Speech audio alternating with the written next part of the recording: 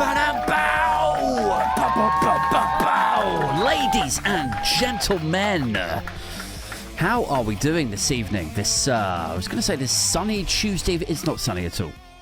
It's not sunny. It's absolutely fucking freezing, isn't it? It was like -1 on the school run earlier.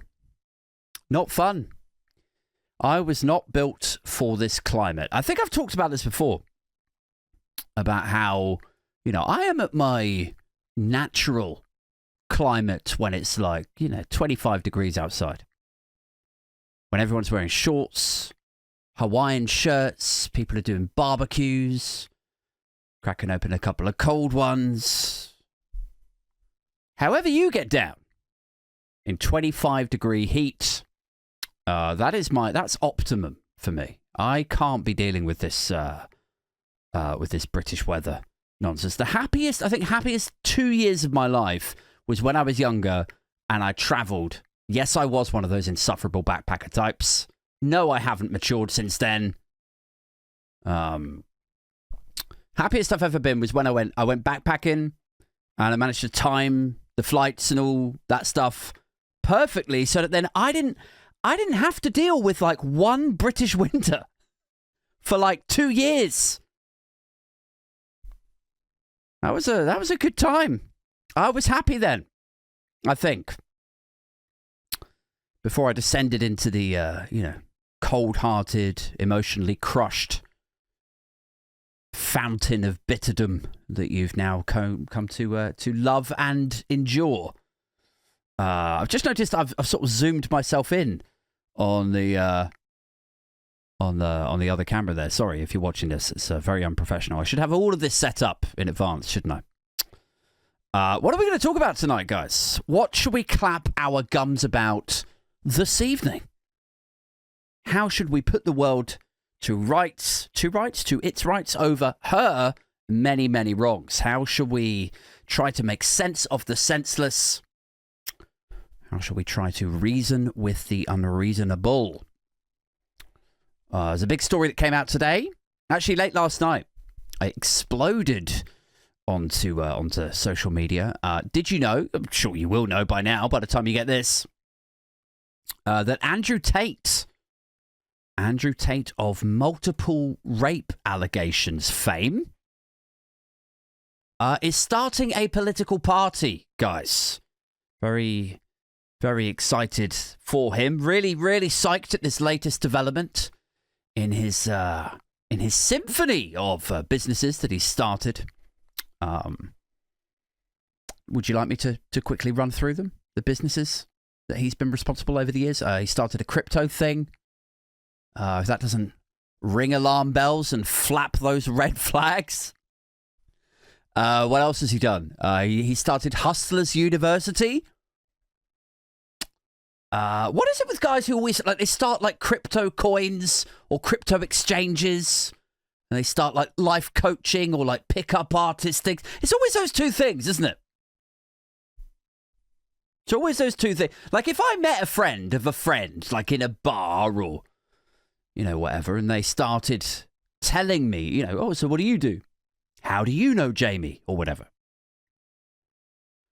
And they started telling me that they ran a crypto exchange, or they were heavily involved in crypto, or they ran a pickup artist online school or Hustlers University style thing. Immediately, I would be like, I don't want anything to do with this motherfucker. This guy does not pass the smell test for me. I'm sorry. I've hung out with some pretty dodgy characters in my time. One time, I disappeared off Brick Lane with a friend of a friend, and we went to go and buy cocaine. And we walked up 3 flights of stairs into this lunatic's flat to buy cocaine, and I'm there with a friend of a friend. And he's such a loony, he proceeds to steal cocaine off the already completely batshit cocaine dealer.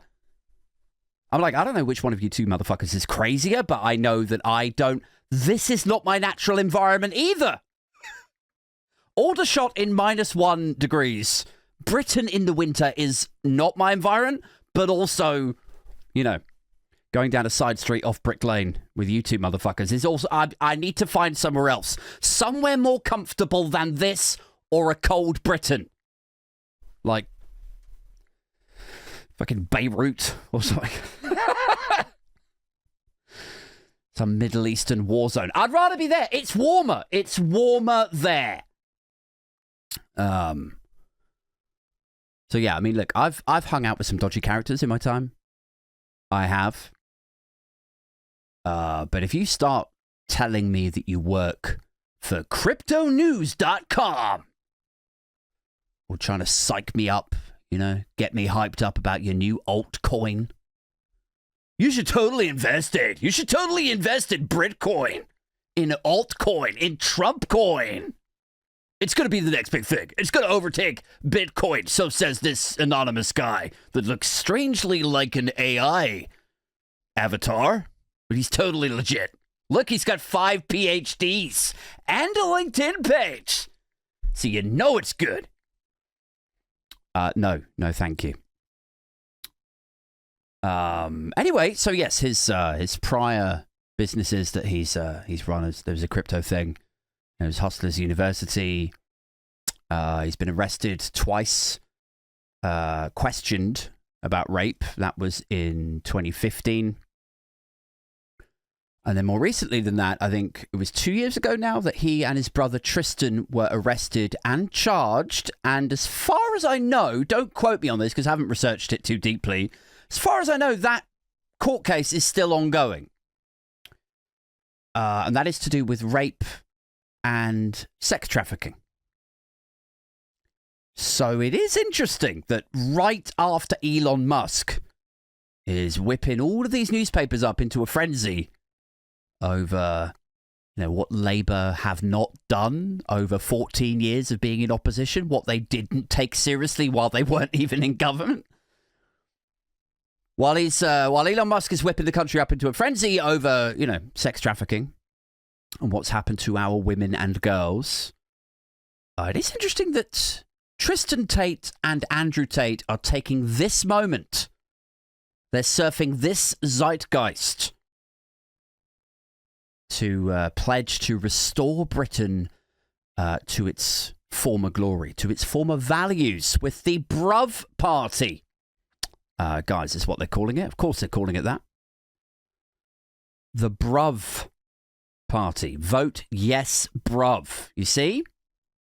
Catchy. Britain something. Oh, I can't even remember. I could look it up, couldn't I? But let's not give him the internet hits, the analytics to work from. Now, to my mind, anyone who has, you know, fucked around with crypto and they run a Hustlers University and all that stuff. I was sort of alluding to Trump earlier, by the way, when I was talking about that, because he's also run an online university and he is also now fucking with crypto. And the Paul brothers, Jake Paul, Logan Paul, they've run a crypto thing. They've run their online club, or whatever it was. They're always, anytime you hear somebody say, oh, I'm big into crypto, and also I run, no, thank you. I'm out.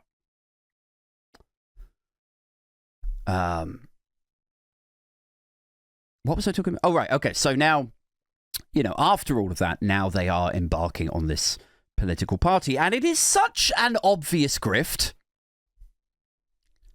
You know, I'd like to say that people won't fall for it, that Britain is, you know, we're too sophisticated for that. We are far too intelligent, refined and sophisticated to fall for any of that nonsense. But I think if you've been watching this show, if you've been listening to this on Spotify and, you know, Apple Podcasts for long enough, you will know that my hope for the formerly Great Britain is very much through the floor at this stage.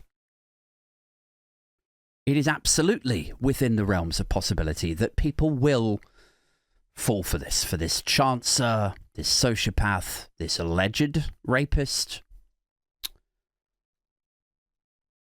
Well, sometimes I think British exceptionalism, like in some ways, it's like it's kind of nice, isn't it? It's like a warped, contorted form of patriotism.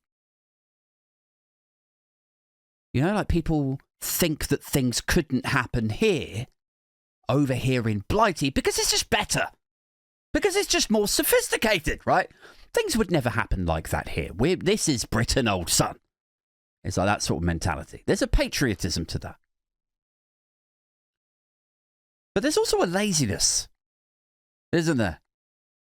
There's a laziness to, oh, well, that would never happen here. Ergo, I'll have to do a fucking thing. So let's just sit back and let it happen. It's what is definitely going to happen here.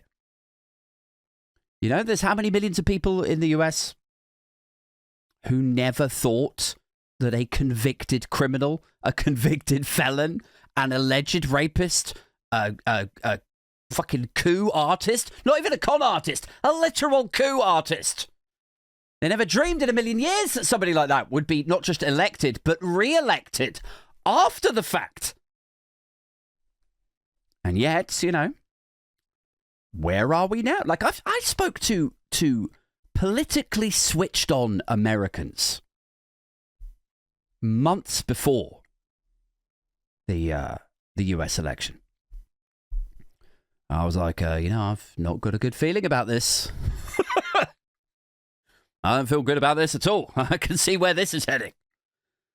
And intelligent, switched-on Americans were telling me, no, it will not happen. I think Trump is going to jail. Like, that was what one guy told me. Another guy told me he just didn't command the same level of grassroots support as he had previously in 2015, 2016. Another guy who is not particularly politically active, he told me, what did he tell me again? He said that we're through the looking glass now. He said, yeah, you know, there was some naivety, some ignorance, desperation before Trump became president in 2016. But he said, now we've seen what he was like as a president. Now we've experienced what that COVID death toll was like. The corruption, the lies, the endless distractions, the culture war, the embarrassing conduct on the world stage, declaring war with Sadiq Khan in London, being mocked by Janie Godley in Scotland.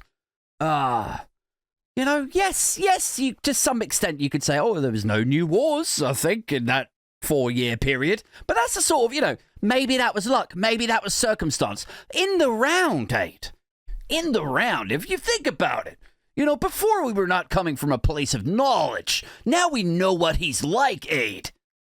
So I don't think the American people are going to be that stupid twice. And now, you know, we are very much through the looking glass. Now we are at the other side of things, aren't we? And we can conclude safely that the American people and, you know, soon the British people will also prove us this. We are, in Western liberal democracies, actually pretty fucking stupid. So, would I rule it out necessarily that Andrew Tate and Tristan Tate couldn't command some sort of electoral support? No, I wouldn't rule that out at all. I mean, all it's taken, if you cast your mind back, 10 years, 15 years,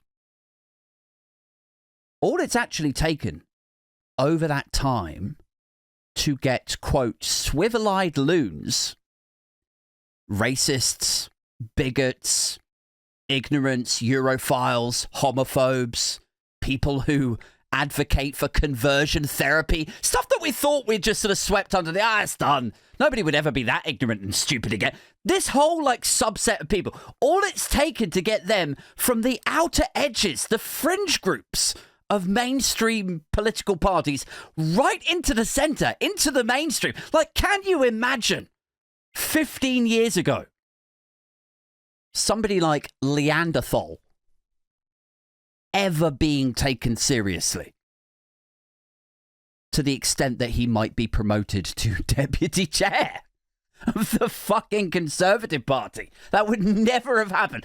All it's taken to get us from this to that over 15 years is an absolute shit ton of Russian money. And that is all that it's taken. And there's still more Russian money out there. So, would I rule out that Andrew Tate and Tristan Tate could actually be quite politically successful? No, I wouldn't rule it out. All it would take is an absolute gang of cash. Get a couple of newspaper editors on side. Amp up their YouTube channel or whatever. Get them a few appearances on Question Time. I think there is an excellent chance that those two could be taken seriously. And do you know what I'm basing that on? I'm basing that on reality, on the last 15 years where people like Leander Thol, people like Jacob Rees-Mogg, people like Nadine Dorries, just this cacophony, this conveyor belt of cunts, endlessly just thrown in our face, like, oh, here's another one. Oh, fucking hell. Another one, really? Like, is there some sort of weird, fucked up, like, X Factor pop idol kind of contest where they select them, they whittle them down to the 2 or 3 remaining, like, last most cunty cunts, most embarrassing, most devoid of integrity, and they're like, you're hopeless, you have no integrity whatsoever. Excellence, yeah, this way, come and join in. Anyway, so the Tate brothers are starting their own political party. I actually signed up for their newsletter earlier. I'm pretty excited about it. It's a bit of a turn for me. I would identify politically as sort of left of centre. I would identify socially as a male feminist, I suppose, an equalitarian. But I thought, you know what? If you don't engage, if you don't read the things that they say, then you're just, operating on hyperbole and reactionary quotes that other people say that person has said, which is fun. I enjoy, Guardian blogs, satirical blogs where they react to stuff and then I in turn react to that. But it's nice to get it from the horse's mouth occasionally. So I signed up for it, and immediately I got this email back, and it said, you've taken the first step. You've taken the first step to improving your life. That's when you know it's, okay, thanks. Thanks, Andrew. It said some stuff about, if you surround yourself with smart people, then you become smarter. It said if you surround yourself with sad people, you're sadder. Hopeless people, you're more hopeless. And I found myself thinking, like, can I have the list? Can I have the data list of the hopeless people? Because it'd be really, really fucking good for marketing for my podcast. Can I just have the hopeless people, Andy? But no, it said you've taken the first step. It's all about surrounding yourself with people who you also think are intelligent and positive and all of this stuff. And I found myself wondering, how long until it takes me into that, manosphere kind of incel space? How long? Because presumably they're bringing me in, they're buttering me up by, oh, you're really smart for doing this. You probably got second guessing whether this is a good idea and what sort of data set you've just injected yourself into. 8. Who are they going to sell my data to? What sort of list am I going to end up on in MI5? You're probably second guessing this, but just rest assured, Aid, you've taken a smart decision today. Today is the first day of the rest of your life. They're buttering me up. But at what point does the plot thicken? At what point do they start leading me down that incelly manosphere avenue that so many others are disappearing down at the moment? Because I watched a few clips by this lady. I can't remember her name now. She's on TikTok under the name Pearl Clips or just Pearly Clips, I think it is. And she does a lot of sort of data-driven stuff. She looks at stats from different surveys, people who use OnlyFans, people who use Pornhub, people who are married but unhappy, people like she's very sort of gender specific surveys and stats, and then she talks about it. She talks about, you know, how society has changed and the different desires and what this means of and you would think data driven, you would think, you know, commenting about sociological reality would propel her into a left leaning, scientific, progressive space, wouldn't you? But it doesn't. It actually sent her more often than not into an anti-feminist kind of arena and diatribe. But some of what she says there is some substance to it. I think it's interesting to listen to from a historical perspective. This won't be very funny. I'm just sort of, you know, spitballing, clapping my gums here, guys. But some of it's really interesting. Like she talks about the history of birth control and the impact that has had on women and on society. And if you've listened to this podcast for long enough, you will know that this is a topic, this is a subject that we keep returning to. It's the baby shortage and the aging population. And what do we do about that? Why are there no babies anymore? Because if there's no babies, that means there's no more people coming up. There's no new next generations or much reduced next generations. And if you have these reduced generations, they're going to be paying horrendous amounts of tax. This is a stat that I've wheeled out a couple of weeks ago, I think, that for every one pensioner, there used to be 11 working people who would earn their money, and the money would be taxed.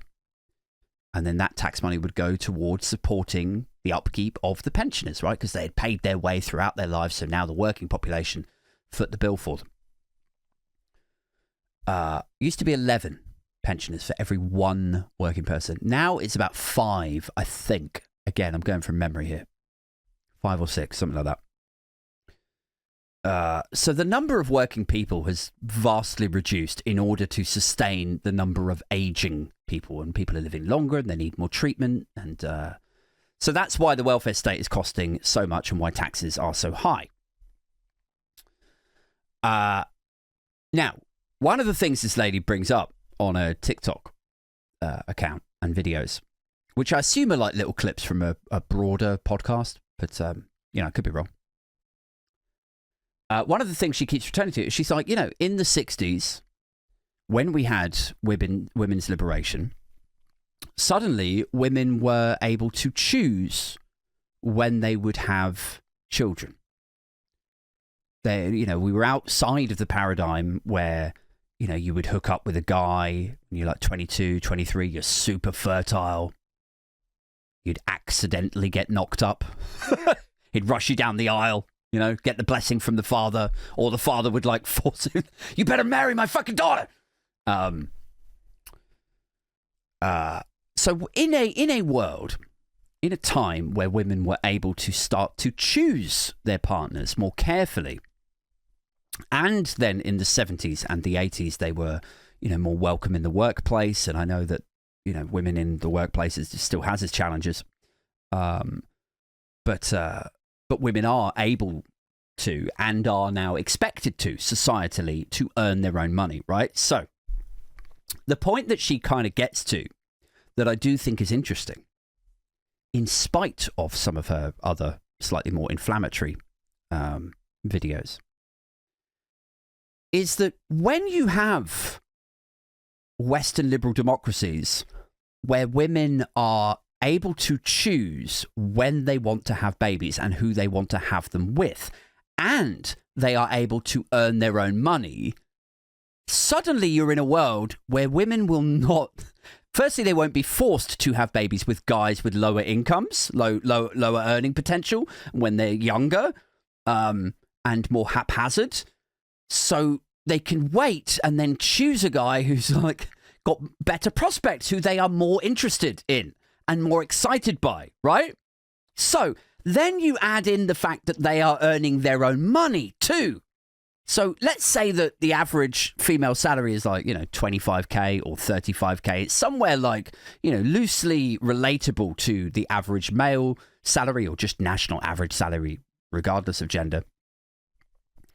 They're probably not going to be looking for a guy who is on like 18k or 20k or 25k if they're on like 25, 35, 40k. So again, like you're removing like another layer of prospective men from the equation. And the reason that I bring this up is not to sort of like bash women for not going for guys who are on like £17,000 a year or, start calling people like gold diggers or anything. I'm just speaking about this sociologically. It's just a really interesting point that if you not suddenly, but over, decades, if you remove layers and tiers, if you like, of lower income or very average income men from the pool of prospective suitors,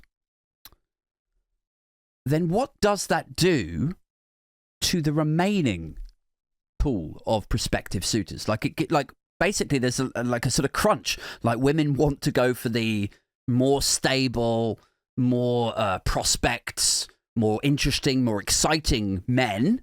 And then there's this other like lower tier of like, do you know what I mean? And that's where the incel thing is supposedly ballooning from. It's like, we all like to tell ourselves that it's because like these men over here, these incels are like really fucking stupid and ignorant. And maybe they are, they probably are. But the science to it, the stats that this woman wheeled out, I just thought were really interesting. I was like, that does kind of make sense. That in a world where women have the freedom to choose if and when they're going to have children, and they have the freedom to earn their own money, so they are no longer subservient to men on lower incomes or even middle incomes, right? Because they can do it for themselves. Sisters are doing it for themselves, guys! In that world, you might not get chosen, as Dane Baptiste said on this very podcast. In a world where everyone has equal rights across the gender space, you might not get chosen. That's a really awkward thing to grapple with if you are a, let's say, less intelligent, less emotionally switched on man, and you don't necessarily have particularly great prospects, maybe through no fault of your own. Maybe it's just like, your family, your upbringing, lack of social mobility out there. Maybe that encourages or incites blame and hate in a way that it didn't even just a couple of generations ago. So I thought that was like quite interesting, isn't it? The effect, the impact that the pill and the workplace have had, and how they may or may not have given rise to the incel movement.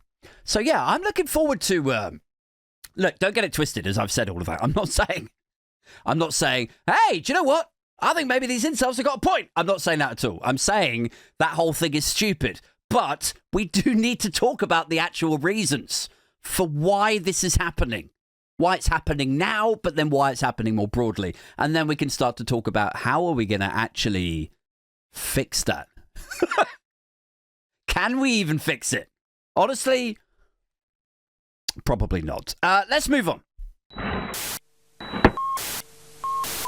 So, another story I wanted to talk about tonight. I don't know if you've been on Blue Sky or Threads or X or whatever today, but Mark Zuckerberg of stealing ideas of Snapchat, stories, stealing the idea of Reels, of TikTok, stealing the idea of Facebook, of the Winklevoss twins. It's basically just a fucking techno thief, isn't he? Mark Zuckerberg. We all know who Zuckerberg is. Recently went through a makeover. Don't know if you noticed that.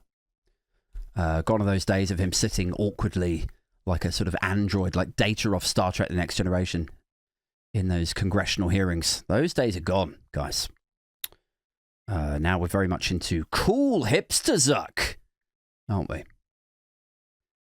Also gone are the days where he donated to the Democratic Party. Those days are done too. He's very much Trumpified these days. I've mentioned this in a couple of the paper reviews. He's paying for Donald Trump's inauguration party. Did you know that? $100 million. $100 million on a check on its way to Donny from Mark Zuckerberg. What a lovely guy. What a dreamboat. Anyway, he's been in the news today because he's announced in his multi-platform press release, so it's obviously very, very important, a subject close to his heart.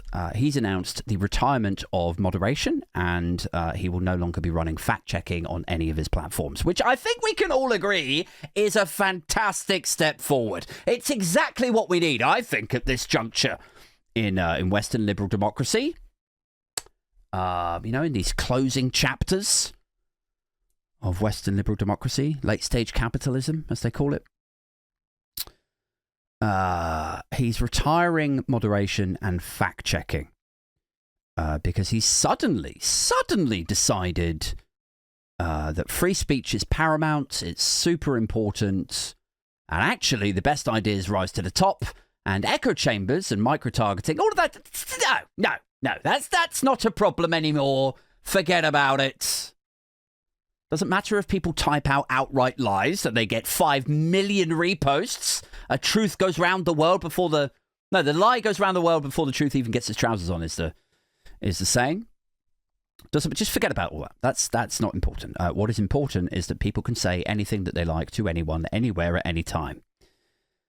And this is a moment of clarity that he's reached. Curiously enough, just as Donny is about to re-enter the White House. You might say it is also a moment of clarity reached since January the 6th, where I think, if I got it up here, let's see if I can find it. Mark Zuckerberg, Jan the 6th statement. I mean, it's quite scathing. He's been on a journey, as they say.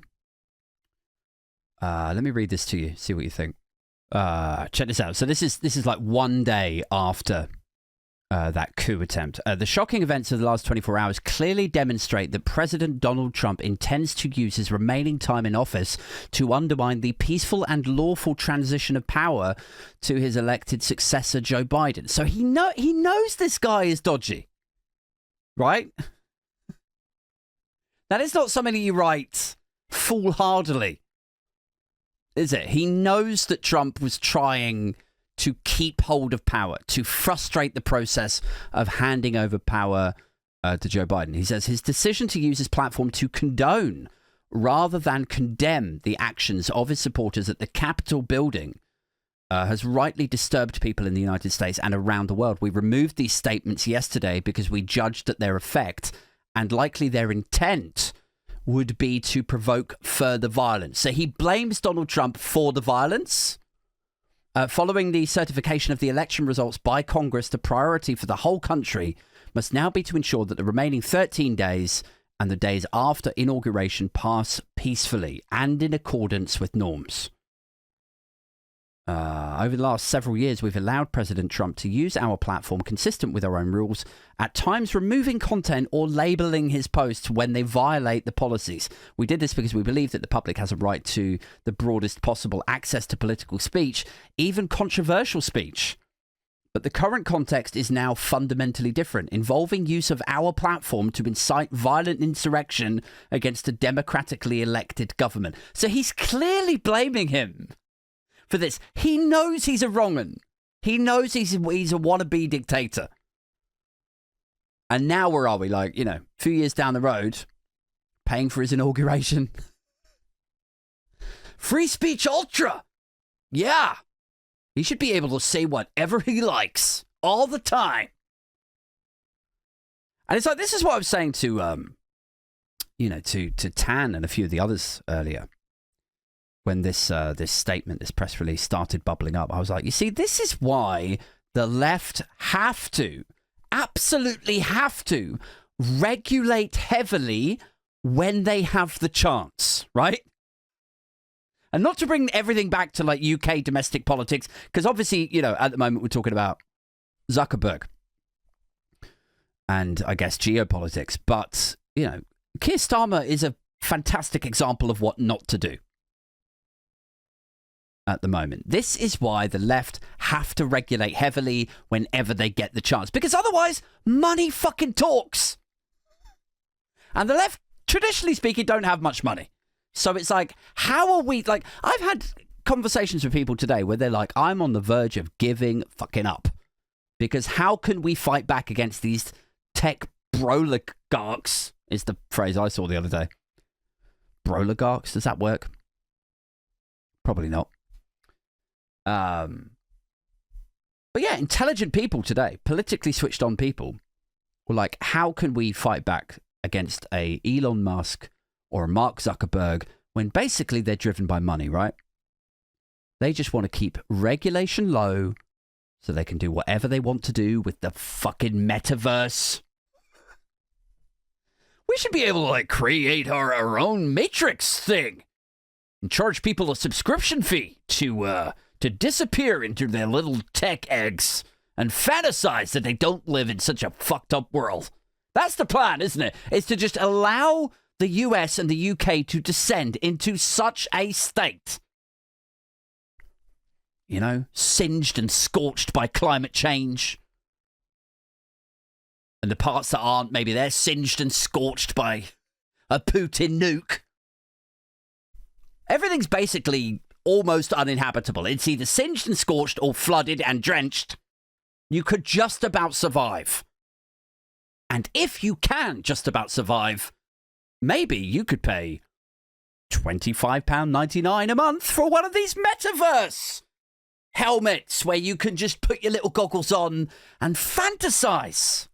Just like the Matrix, that you are a rich and successful record producer in the late 90s for an alt-rock band. You know, I'm sure that's a fantasy that Andrew Tate and his brother could get on board with. What with all of their talk about the Matrix, that's one of their things, isn't it? But that's really what this all comes down to, right? Is they're following the dollar. So Mark Zuckerberg, at one point, he thought that the best route to, being able to do whatever the fuck he likes, to maximizing his profits, to being allowed to do whatever he wants to with data, artificial intelligence, the metaverse. He thought the best trick for that was to cozy up to the Democrats. And now that they're out of office, now it's cozying up to Trump. Just let us do whatever the fuck we like. It's not complicated. I'll cut you a check for 100. Why is it always 100 million as well? With Musk and Reform, 100 million. Zuck and Trump, 100 million. Like, I should start a Kickstarter right now. Can we get to 100 million, guys? To just pay Labour to actually fucking govern? Is that what it would take? Because I'll do it. I will sacrifice and allocate 99% of my Patreon towards it.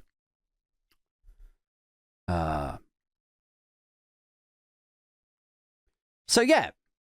What was my point again? Oh, yes. The left have to regulate while they have the chance. Otherwise, the right wing, who have all of these dodgy donors and funders and think tanks and lobby firms, otherwise they just walk all over us as soon as they get in.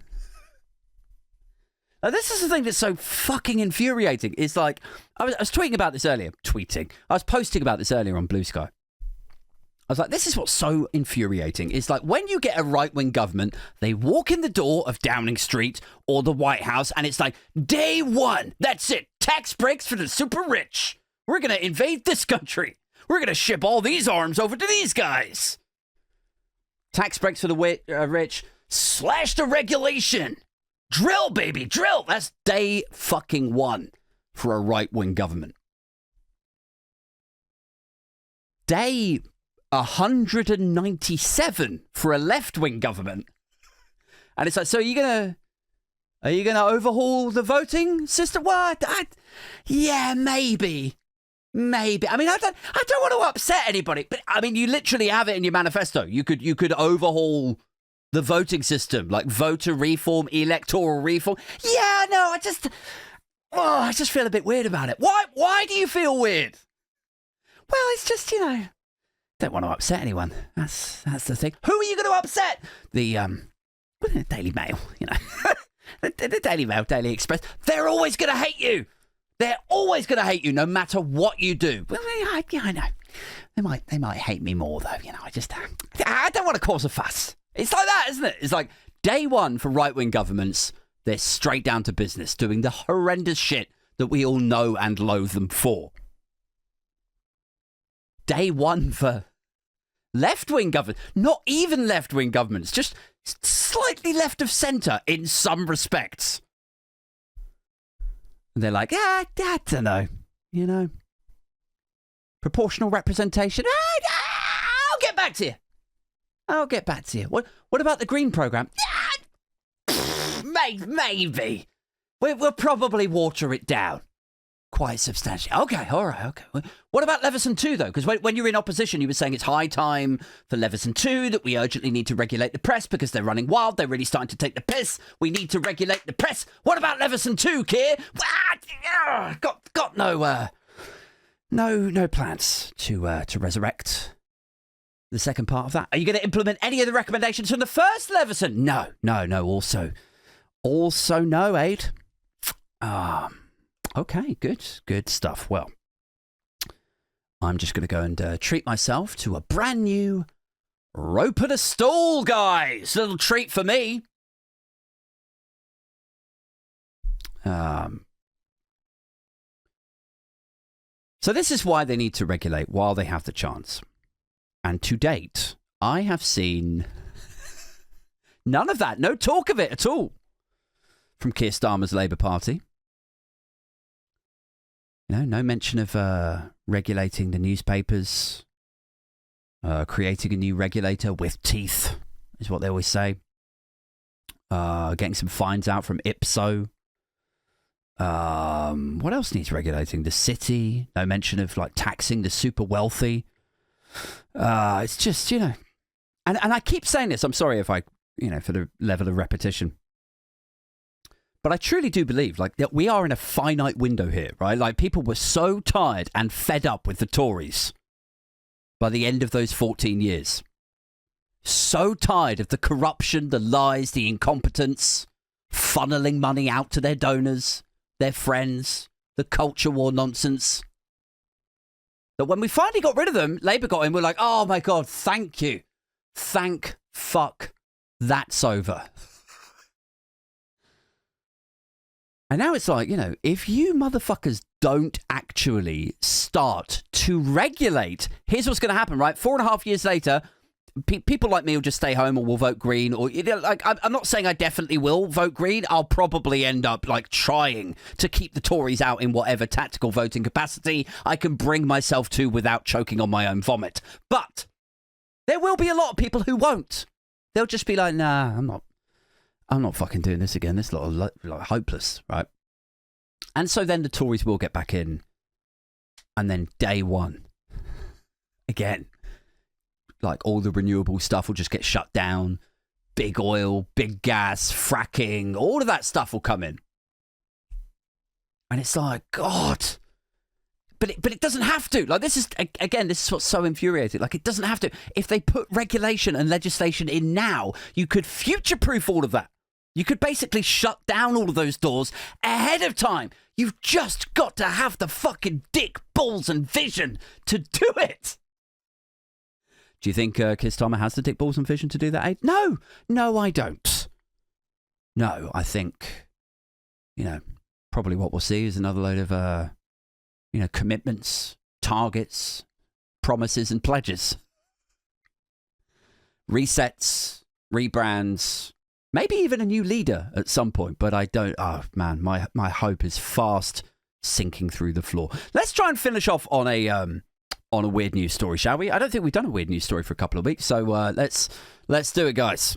Woman accused of leaving children in cold car in casino parking lot. Wait till you hear this bitch's name, right? Bear in mind, she's left her children in a car so she can go into the casino. What's her name?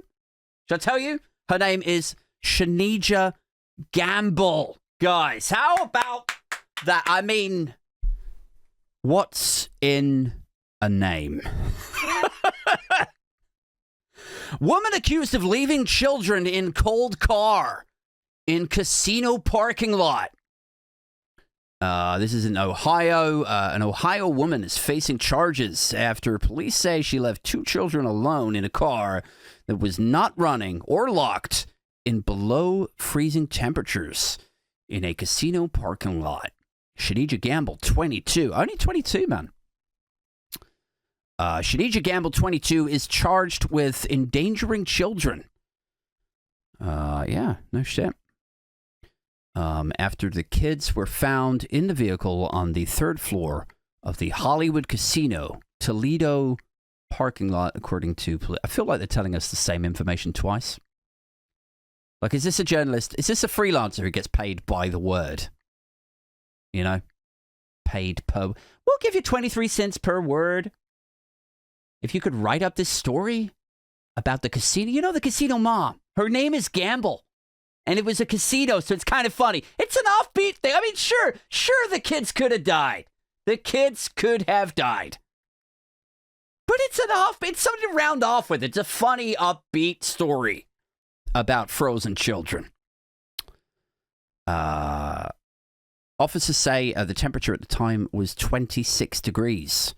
But I assume that is the American 26 degrees Fahrenheit rather than my optimum temperature. Because if it was my optimum temperature, there would be a happy story then to round off. 2 kids got left in the car, but it was a lovely, balmy temperature. Anyway, so jail records show Gamble was arrested shortly after 1:30 on Sunday afternoon. According to the Toledo police, the children were found after casino security alerted an off-duty officer. Court documents indicate that she was due to be arraigned on Monday morning. Shanija Gamble. I mean, imagine having a name that is so perfectly associated with the crime that you committed. Like, that is... Shanija, how can you have a name like that? Like, it's too on the nose. It's too, if this was a screenplay, the producer would throw it back in your face and be like, no, it would never happen. Anybody with the name Gamble would not want to look this stupid. I mean, let's not judge. Hey guys, let's not judge. If you're a parent and you're listening to this, and you've got 1, maybe 2 children, then you know what? Like, we've all had those days, haven't we? We've all had those. I mean, we're just at the end of a 2-week block, right? Christmas, New Year, the schools are shut, the nurseries are shut, cabin fever, you're broke, it's January, it's cold, it's not optimum temperature. You know, we've all had those days where the kids have just got on our last nerve, and maybe you quit drinking, maybe you don't have that vice, that way to self-medicate your way out of the hate anymore. We've all had times where we literally just want to turn around to the kids and go, do you know what, that's it, that's it, I've had enough. You and your sister get into the back of the car, I'm going to this, we're all going to the casino now. Yes, that's what happens when you don't finish your dinner. Didn't I tell you? Didn't I tell you? Didn't I warn you 15 times? If you didn't get your shoes on time, I'd take you back to that fucking casino. You can sit in the back of the car with a pack of cards playing Let's Pretend. Let's pretend what it might be like if we were actually playing cards in that nice warm casino in there. But you're not. You're staying in the car, looking after your sister. And they're like, why are you being like this? Because Daddy's got to let off some steam because I've run out of sertraline and I've got to win back the money that I used to spend on your mother's present. So go on, get in the fucking car. We've all had days like this, So I get it. I get it. Women accused of leaving children in the cold car in casino parking lot while she went in to just have a little bit of me time, to just regroup. You know? Have a little bit of me time, Shanija Gamble. I get it, man. I get it.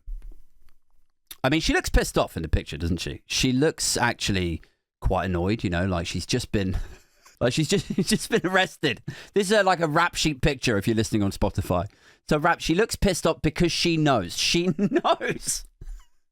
She's been busted in the casino, and the cops taking the pictures and like doing the fingerprints and stuff are like, so your name is like Gamble, and you were arrested in a casino? It's kind of funny, baby. Like how is that not the picture? That's the facial expression you would pull while the cops are ripping into you, while they're roasting you. It is, isn't it? I mean, I've heard what they do in some of these casinos is, you know, people who are good at the card games, people who win a lot of money on the slots, they actually go out of their way, the casinos, to cause them problems. You know, like how bummed would you be if you like, number one, like this is your first, you know, night off around Christmas time. I guess it's Christmas time. It says January the 7th. So, you know, you probably had a rough run of it with the kids over the last couple of weeks. How pissed would you be? This is finally your me time. You go into the casino, you hit the lotto or you hit the jackpot or whatever. You make like $20,000 on a random night in Vegas at the Toledo Casino, whatever. You make $20,000. And then it says here, doesn't it? It says like the security guard talks to an off-duty police officer. I don't know why he's like off-duty hanging out, like talking to the casino guard, right? Like, what is that about? The security guard is like some, you know, sort of former shamed, fired ex-cop that the off-duty police officer kind of knows from back in the day. Anyway, like how pissed would you be if you won like $20,000? Like you won the jackpot and then just as you're about to go collect it, they start like looking at reasons why they shouldn't have to give it to you, kick you out of the casino. Then you go to the cop shop, they're charging you, got this look on your face because you know that $20,000 jackpot that you just won, all of that shit's going on bail. You're like, oh, I've won 20 grand. Oh, it's amazing. Oh, I'm going to go on a cruise. I'm going to get my hair done. I never get a break from these kids. I never get a break. Finally, I've caught a break. Here, $20,000. Oh, man. And then they're like, you got the right to remain silent, ma'am. Watch your head. Get into the car. And she's like, are you going to take the whole $20,000 from my bet? Like, do I get to keep any of it? And I'd be like, no. It's I wish that we could be more reasonable, but it's a certified. No, it's regulate like this. They regulate this. They'll regulate. It's got to be $20,000 fine. I wish there was something that we could do, but there's nothing that we could do. So yeah, the whole $20,000. If you could just write out a check to us, say, oh my god. All right, wait. Is this the check? Oh, your name's Gamble. Your name is Gamble, and we just get okay. But on the plus side, you know, I know it sounds cruel when that sort of stuff happens and, you know, we shouldn't be mocking her. Maybe she is overrun. Maybe she's overstressed. She's got 2 kids. She just needed a break. It's not all bad news for people like this because, you know, maybe they'll take her kids away from her. Maybe she'll get actually a break. Look, it says here, it says charge endangering children. Maybe she's finally going to get a break. Guys, that's a dark note to leave on, isn't it? But leave on it we shall. Thank you so much for continuing to show some interest, to love and support the show. I feel like I've lost the knack of speaking now. Done pretty well tonight at speaking-ish, kind of, until literally this point. Now I can't talk for some reason. Thank you so much once again, though. If you are in a position to join the Patreon, it starts at just £1. £1 a month, guys. That's it. So if you're enjoying the paper reviews and indeed the podcasts, sometimes people say, oh, I'd love to sign up. I'd love to do a subscription or whatever. But, you know, it's another subscription. This is like £1 a month. And it gets you in the door. It's just a way for you to say thanks. Like, there's no real benefits to doing £1 a month. I'm going to be honest. But it's there if you want it. I will be back tomorrow morning and indeed most mornings, Monday to Friday, doing the alternative paper review. I'll be back on Friday night doing a live show at 7:30 as per usual. But until next time, keep it booge, keep it binfluencer, and we are out this motherfucker. Ciao.